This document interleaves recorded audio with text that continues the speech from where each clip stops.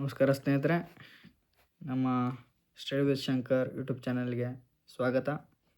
ನಿನ್ನೆಯ ತರಗತಿಯಲ್ಲಿ ಗಾಂಧಿಯುಗದ ಕೆಲವಾರು ಪ್ರಶ್ನೆಗಳನ್ನು ಚರ್ಚಿಸಿದ್ವಿ. ಅದರ ಮುಂದುವರೆದ ಭಾಗ ಇವತ್ತಿನ ಒಂದು ತರಗತಿಯಲ್ಲಿ ಕೆಲವಾರು ಪ್ರಶ್ನೆಗಳನ್ನು ಚರ್ಚಿಸೋಣ ಸ್ನೇಹಿತರೆ. ಓಕೆ ಸ್ನೇಹಿತರೆ, ನೇರವಾಗಿ ನಾವು ವಿಷಯಕ್ಕೆ ಹೋಗೋಣ. ಮೌಂಟ್ ಬ್ಯಾಟನ್ ಯೋಜನೆ ಜೂನ್ 3, 1947 ಪ್ರಕಾರ ಭಾರತದ ವಿಭಜನೆಯನ್ನು ಯಾವುದರ ಆಧಾರದ ಮೇಲೆ ನಿರ್ಧರಿಸಲಾಯಿತು? ಓಕೆ ಸ್ನೇಹಿತರೆ, ಕ್ವಶನ್ ಇನ್ನೊಂದು ಸರಿ ಹೇಳ್ತೀನಿ. ಮೌಂಟ್ ಬ್ಯಾಟನ್ ಯೋಜನೆ ಜೂನ್ 3, 1947 ಪ್ರಕಾರ ಭಾರತದ ವಿಭಜನೆಯನ್ನು ಯಾವುದರ ಆಧಾರದ ಮೇಲೆ ನಿರ್ಧರಿಸಲಾಯಿತು? ಓಕೆ, ಆಪ್ಷನ್ ಎ ಜನಸಂಖ್ಯೆಯ ಬಹುಮತ, ಆಪ್ಷನ್ ಬಿ ಗಡಿ ಪ್ರದೇಶಗಳ ಜನಾಭಿಪ್ರಾಯ ಸಂಗ್ರಹಣೆ, ಆಪ್ಷನ್ ಸಿ ಧಾರ್ಮಿಕ ಬಹುಮತ ಹೊಂದಿರುವ ಪ್ರಾಂತ್ಯಗಳ ವಿಭಜನೆ, ಆಪ್ಷನ್ ಡಿ ಗಾಂಧೀಜಿಯವರ ಸಲಹೆ.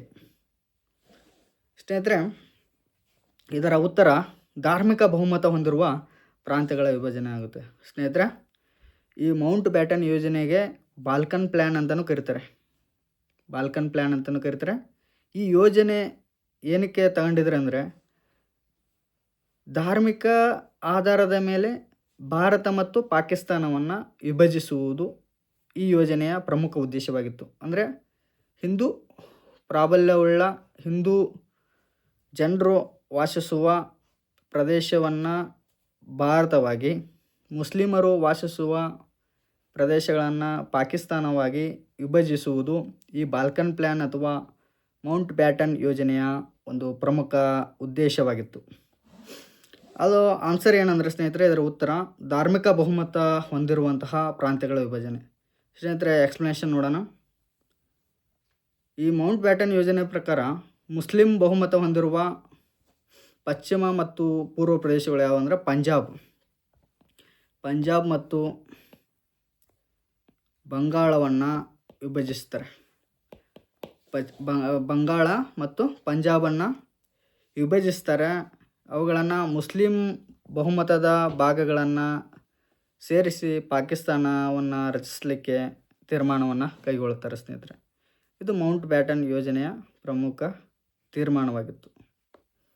ಇನ್ನು ಮುಂದಿನ ಕ್ವಶನ್ಗೆ ಹೋಗೋಣ ಸ್ನೇಹಿತರೆ. ಇನ್ಕ್ವಿಲಾಬ್ ಜಿಂದಾಬಾದ್ ಎಂಬ ಕ್ರಾಂತಿಕಾರಿ ಘೋಷಣೆಯನ್ನು ಮೊದಲು ಹೊರಡಿಸಿದವರು ಯಾರು?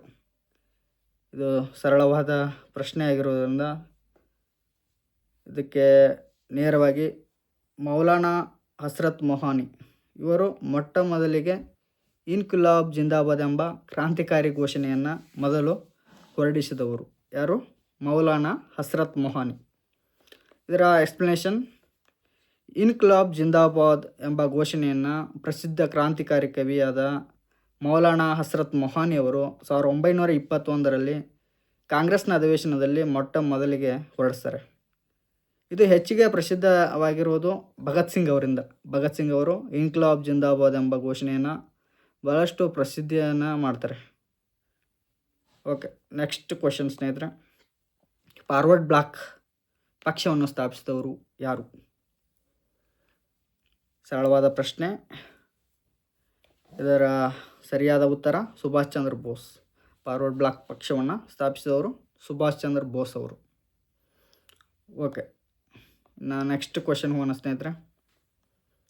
ಇದು ಹೊಂದಿಸಿ ಬರೆಯುವುದರ ಮೂಲಕ ಈ ಪ್ರಶ್ನೆಯನ್ನು ಅರ್ಥೈಸಿಕೊಳ್ಳೋಣ ಸ್ನೇಹಿತರೆ. ಕಾಲಮ್ ಎ ಮತ್ತು ಕಾಲಮ್ ಬಿ ಆಗಿ ವಿಂಗಡಣೆ ಮಾಡಿದ್ದಾರೆ. ಕಾಲಮ್ ಎಯಲ್ಲಿ ಘಟನೆ ಚಳುವಳಿಯ ಬಗ್ಗೆ ಕೊಟ್ಟಿದ್ದಾರೆ. ಕಾಲಮ್ ಬಿಯಲ್ಲಿ ಯಾವ ವರ್ಷದಲ್ಲಿ ಈ ಘಟನೆ ನಡೆಯುತ್ತಂತೆ ಕಾಲಮ್ ಬಿಯಲ್ಲಿ ಕೇಳಿದ್ದಾರೆ ಸ್ನೇಹಿತರೆ. ಕಾಲಮ್ ಎ ನಾವು ಒಂದೊಂದು ಘಟನೆಯ ಬಗ್ಗೆ ತಿಳ್ಕೊಳ್ಳೋಣ ಸ್ನೇಹಿತರೆ. ಚಂಪಾರಣ್ ಸತ್ಯಾಗ್ರಹ 1917. ಚಂಪಾರಣ್ ಸತ್ಯಾಗ್ರಹ 1917ರಲ್ಲಿ ಬಿಹಾರದಲ್ಲಿ ನಡೀತದೆ ಸ್ನೇಹಿತರೆ. ಬಿಹಾರದ ಚಂಪಾರಣ್ಯಲ್ಲಿ ನಡೀತದೆ. ಇದು ಗಾಂಧೀಜಿಯವರು ಮೊಟ್ಟ ಮೊದಲಿಗೆ ಇದನ್ನು ಒಂದು ಅಹಿಂಸಾ ರೂಪದ ಒಂದು ಸತ್ಯಾಗ್ರಹ ಆಗಿತ್ತು. ಈ ಚಂಪಾರಣ್ಯಲ್ಲಿ ಕಡ್ಡಾಯವಾಗಿ ನೀಲಿ ಬೆಳೆಯನ್ನು ಕಡ್ಡಾಯವಾಗಿ ಬೆಳೆಯಬೇಕೆಂದು ಬ್ರಿಟಿಷರು ಒಂದು ಕಾನೂನು ಮಾಡಿದರು. ಈ ಕಾನೂನಿನ ವಿರುದ್ಧವಾಗಿ ಗಾಂಧೀಜಿಯವರು ಈ ಚಂಪಾರಣ ಸತ್ಯಾಗ್ರಹವನ್ನು ಕೈಗೊಂಡಿರ್ತಾರೆ. ಗಾಂಧೀಜಿಯವರು ಭಾಗವಹಿಸಿದ ಮೊಟ್ಟ ಮೊದಲ ಸತ್ಯಾಗ್ರಹ ಆಗಿತ್ತಿದು. ಈ ಸತ್ಯಾಗ್ರಹವನ್ನು ಕೈಗೊಳ್ಳಲಿಕ್ಕೆ ಮುಖ್ಯವಾದ ಕಾರಣವಾದ ವ್ಯಕ್ತಿ ಯಾರಂದರೆ ರಾಜ್ಕುಮಾರ್ ಶುಕ್ಲಾ ಅವರು. ರಾಜ್ಕುಮಾರ್ ಶುಕ್ಲಾ ಅವರು ಇದನ್ನು ಇಲ್ಲಿನ ಸಮಸ್ಯೆಯನ್ನು ಗಾಂಧೀಜಿಯವರ ಗಮನಕ್ಕೆ ತಂದರು. ಗಾಂಧೀಜಿಯವರು ತಮ್ಮ ಹೋರಾಟದ ಮೂಲಕ ಚಂಪಾರನ್ನಲ್ಲಿನ ಒಂದು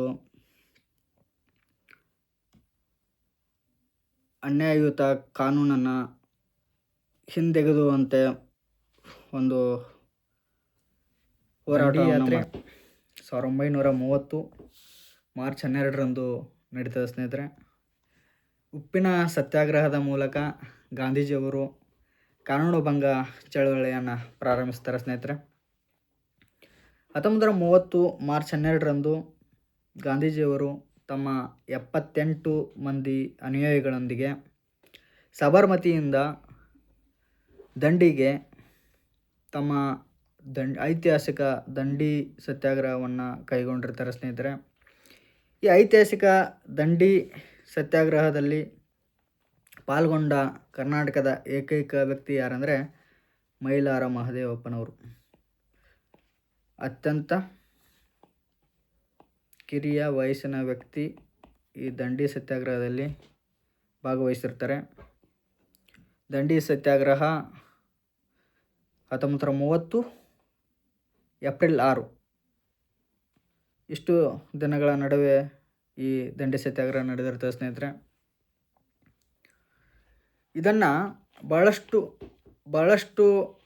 ಇತಿಹಾಸಕಾರರು, ಭಾಳಷ್ಟು ಪ್ರಸಿದ್ಧ ವ್ಯಕ್ತಿಗಳು ಕೆಲವಾರು ಹೇಳಿಕೆಗಳನ್ನು ನೀಡಿದ್ದಾರೆ ಸ್ನೇಹಿತರೆ.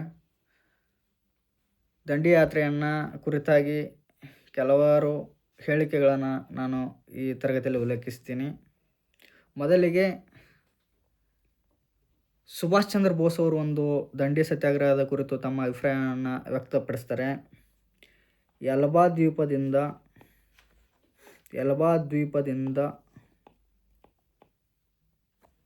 ನೆಪೋಲಿಯನ್ನನು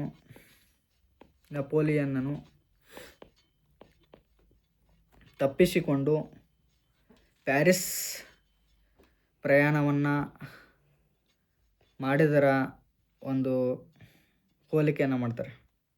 ಎಲ್ಬಾ ದ್ವೀಪದಿಂದ ನೆಪೋಲಿಯನ್ನ ಪ್ಯಾರಿಸ್ ಪಯಣಕ್ಕೆ ಇದನ್ನು ಹೋಲಿಸ್ತಾರೆ ಸುಭಾಷ್ ಚಂದ್ರ ಬೋಸ್ ಅವರು.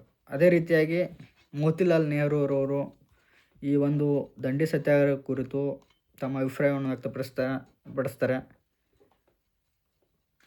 ಗಾಂಧೀಜಿಯ ದಂಡಿ ಯಾತ್ರೆಯನ್ನು ಲಂಕೆಗೆ ಹೊರಟ ಶ್ರೀರಾಮಚಂದ್ರನ ಐತಿಹಾಸಿಕ ಲಂಕಾ ಯಾತ್ರೆ ಅಂತ ಕರೀತಾರೆ. ಅದೇ ರೀತಿಯಾಗಿ ಪಿ ಸಿ ರೇ ಅವರು ಏನು ಹೇಳ್ತಾರೆ ಅಂದರೆ ಮೋಸಸ್ನ ಜೊತೆಗೆ ಯಹೂದಿಗಳ ವಲಸೆ ಅಂತ ಹೇಳ್ತಾರೆ. ಮೋಸಸ್ನ ಜೊತೆಗೆ ಯಹೂದಿಗಳ ವಲಸೆ ಅಂತ ಹೇಳ್ತಾರೆ ಪಿ ಸಿ ರೇ ಅವರು. ಐತಿಹಾಸಿಕ ದಂಡಿ ಯಾತ್ರೆಯನ್ನು ಕುರಿತು ಈ ಸ್ಟೇಟ್ಮೆಂಟನ್ನು ಮಾಡ್ತಾರೆ. ಇದು ಪರೀಕ್ಷಾ ದೃಷ್ಟಿಯಿಂದ ಭಾಳಷ್ಟು ಇಂಪಾರ್ಟೆಂಟ್ ಆಗಿದೆ ಸ್ನೇಹಿತರೆ. ಇನ್ನು ಈ ದಂಡಿ ಸತ್ಯಾಗ್ರಹದ ಭಾಳಷ್ಟು ಇಂಪ್ಯಾಕ್ಟ್ ದೇಶದ ಹಲವು ಭಾಗಗಳಲ್ಲಿ ನಡೀತದೆ. ನಮ್ಮ ಕರ್ನಾಟಕದಲ್ಲಿ ಏಪ್ರಿಲ್ 13ರಂದು ಅಂಕೋಲಾದಲ್ಲಿ ಉಪ್ಪಿನ ಸತ್ಯಾಗ್ರಹವನ್ನು MP ನಾಡಕರ್ಣಿಯವರ ನೇತೃತ್ವದಲ್ಲಿ ಮಾಡ್ತಾರೆ. ಅದೇ ರೀತಿಯಾಗಿ ಮದ್ರಾಸ್ ಪ್ರಾಂತ್ಯದಲ್ಲಿ ರಾಜಗೋಪಾಲಾಚಾರಿಯವರು ತಿರುಚುನಾಪಲ್ಲಿಯಿಂದ ವೇದಾರಣ್ಯಂವರೆಗೆ ಉಪ್ಪಿನ ಸತ್ಯಾಗ್ರಹವನ್ನು ಹಮ್ಮಿಕೊಳ್ತಾರೆ ಸ್ನೇಹಿತರೆ. ಅದೇ ರೀತಿಯಾಗಿ ಕೇರಳ ರಾಜ್ಯದಲ್ಲಿ ಕೆ ಕಲಪ್ಪನ್ ಗಾಂಧಿವಾದಿಯ ನೇತೃತ್ವದಲ್ಲಿ ಕಲ್ಲಿಕೋಟೆಯಿಂದ ಎನ್ನೂರವರೆಗೆ ಈ ಒಂದು ಉಪ್ಪಿನ ಸತ್ಯಾಗ್ರಹ ನಡೀತದೆ. ಇವೆಲ್ಲ ದಂಡಿ ಸತ್ಯಾಗ್ರಹದ ಪ್ರಭಾವ ದೇಶದ ವಿವಿಧ ಭಾಗಗಳಲ್ಲಿ ಜರುಗ್ತವೆ ಸ್ನೇಹಿತರೆ. ಇನ್ನು ನೆಕ್ಸ್ಟು ಕ್ವಿಟ್ ಇಂಡಿಯಾ ಆಂದೋಲನ. ಕ್ವಿಟ್ ಇಂಡಿಯಾ ಆಂದೋಲನ ಆಗಸ್ಟ್ 8, 1942 ಕ್ವಿಟ್ ಇಂಡಿಯಾ ಮೂಮೆಂಟ್ ಆಗುತ್ತದೆ. 1942 ಆಗಸ್ಟ್ 8 ಕ್ವಿಟ್ ಇಂಡಿಯಾ ಮೂಮೆಂಟ್ ಜರುಗ್ತದೆ ಸ್ನೇಹಿತರೆ.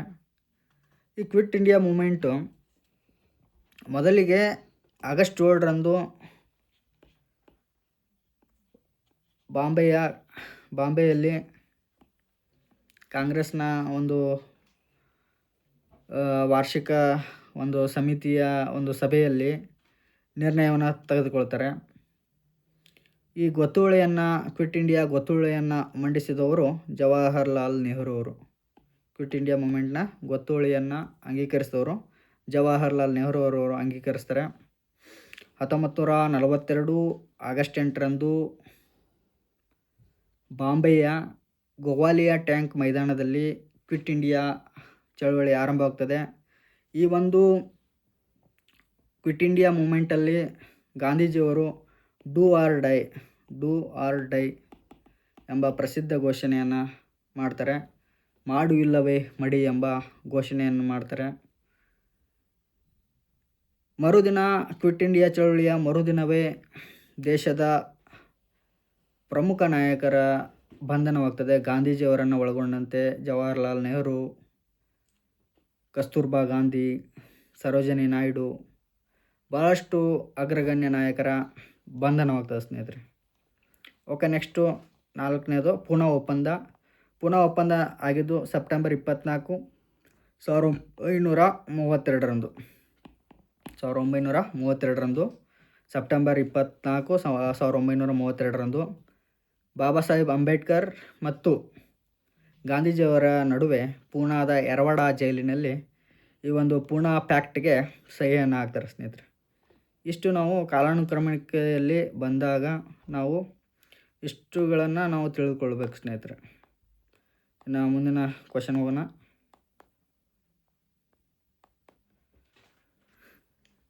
ನೆಕ್ಸ್ಟ್ ಕ್ವಶನ್, ಹಿಂದೂಸ್ತಾನಿ ಸಮಾಜವಾದಿ ರಿಪಬ್ಲಿಕನ್ ಅಸೋಸಿಯೇಷನ್ ಸ್ಥಾಪನೆಯಲ್ಲಿ ಪ್ರಮುಖ ಪಾತ್ರ ವಹಿಸಿದವರು ಯಾರು?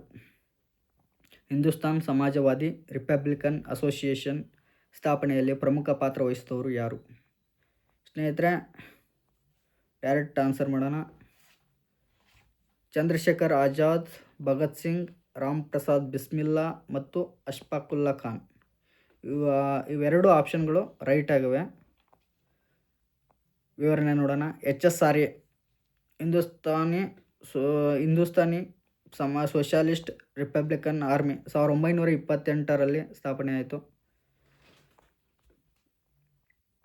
ಇದು ಹಿಂದಿನ HRA ಅಂದರೆ ಹಿಂದೂಸ್ತಾನ್ ರಿಪಬ್ಲಿಕನ್ ಅಸೋಸಿಯೇಷನ್ನ ಮರು ಸಂಘಟಿತ ರೂಪ. ಚಂದ್ರಶೇಖರ್ ಆಜಾದ್, ಭಗತ್ ಸಿಂಗ್, ಸುಖದೇವ್, ರಾಜ್ಗುರು, ರಾಮ್ ಪ್ರಸಾದ್ ಬಿಸ್ಮಿಲ್ಲಾ, ಅಶ್ಫಾಕುಲ್ಲಾ ಖಾನ್ ಇದರ ಪ್ರಮುಖ ಸದಸ್ಯರಾಗಿದ್ದರು ಸ್ನೇಹಿತರೆ. HSRA ಇದು ಭಾಳ ಇಂಪಾರ್ಟೆಂಟ್ ಇದೆ. HSRA 1928. ಇನ್ನು ನೆಕ್ಸ್ಟ್ ಕ್ವಶನ್, ನೆಹರು ವರದಿ ಮತ್ತು ಸರ್ದಾರ್ ವಲ್ಲಭಭಾಯಿ ಪಟೇಲ್ ಕುರಿತು ಈ ಕೆಳಗಿನ ಯಾವ ಹೇಳಿಕೆ ಸರಿಯಲ್ಲ? ಆಪ್ಷನ್ ಎ, ನೆಹರು ವರದಿಯು ಡೊಮಿನಿಯನ್ ಸ್ಥಾನಮಾನವನ್ನು ಪ್ರಸ್ತಾಪಿಸಿತು. ಸರ್ದಾರ್ ಪಟೇಲ್ ಅವರು ಭಾರತದ ಸಂಯೋಜನೆಯ ಕಾರ್ಯವನ್ನು ನಿರ್ವಹಿಸಿದರು. ನೆಹರು ವರದಿಯು ಪ್ರತ್ಯೇಕ ಮತಕ್ಷೇತ್ರವನ್ನು ವಿರೋಧಿಸಿತು. ಆಪ್ಷನ್ ಡಿ, ಸರ್ದಾರ್ ಪಟೇಲ್ ಅವರು ಕ್ವಿಟ್ ಇಂಡಿಯಾ ಚಳವಳಿಯ ವಿರುದ್ಧವಿದ್ದರು. ಓಕೆ ಸ್ನೇಹಿತರೆ, ಇದರ ಒಂದು ಆನ್ಸರ್ ಯಾವ ಹೇಳಿಕೆ ಸರಿಯಲ್ಲ ಅಂತ ಹೇಳಿದರೆ ಸರ್ದಾರ್ ಪಟೇಲ್ ಅವರು ಕ್ವಿಟ್ ಇಂಡಿಯಾ ಚಳವಳಿಯ ವಿರುದ್ಧವಿದ್ದರು. ಓಕೆ ಸ್ನೇಹಿತರೆ, ಇಷ್ಟು ನಾವು ಗಾಂಧಿಯುಗದ ಕೆಲವು ಪ್ರಮುಖ ಪ್ರಶ್ನೆಗಳನ್ನು ಚರ್ಚಿಸಿದ್ವಿ. ನಮ್ಮ ತರಗತಿಗಳು ನಿಮಗೆ ಇಷ್ಟವಾದಲ್ಲಿ ನಮ್ಮ ಚಾನೆಲ್ಗೆ ಸಬ್ಸ್ಕ್ರೈಬ್ ಮಾಡೋದ್ರ ಮೂಲಕ ಚಾನೆಲ್ನ ಒಂದು ಬೆಳವಣಿಗೆ ಸಹಕರಿಸಿ ಅಂತ ಹೇಳ್ತೀನಿ. ಇವತ್ತಿನ ಈ ತರಗತಿಯನ್ನು ಇಲ್ಲಿಗೆ ಮುಕ್ತಾಯಗೊಳಿಸುತ್ತಿದ್ದೇನೆ. ಧನ್ಯವಾದಗಳು.